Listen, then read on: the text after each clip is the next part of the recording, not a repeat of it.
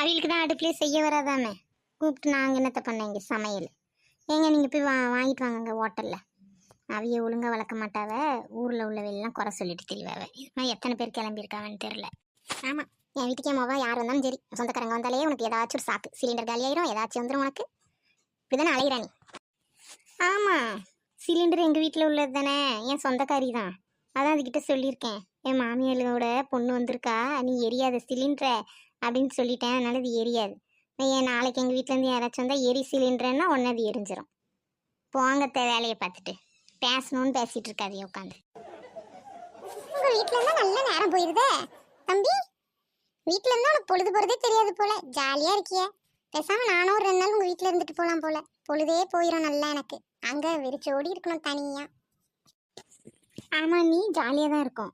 நீங்களும் உங்கள் மாமியாரை கூப்பிட்டு வந்து உங்கள் வீட்டில் வைங்க, உங்கள் வீடும் ரொம்ப ஜாலின்னு ஆயிரும். அவ கிடக்கா, நீ விடுமா. ஏமா நீ இருந்துட்டு போமா 2 நாள் அம்மா கிட்ட. சாப்பிட்டுட்டு கிளம்புறேன், நல்லா கிளம்பாதம்மா இருமா அம்மா கிட்ட 2 நாளைக்கு. ஆமாக்கா, இருந்துட்டு போ. ஆசைப்பட்டல ஜாலியா இருக்குன்னு, 2 நாள். சரி தம்பி, இருக்கேன்.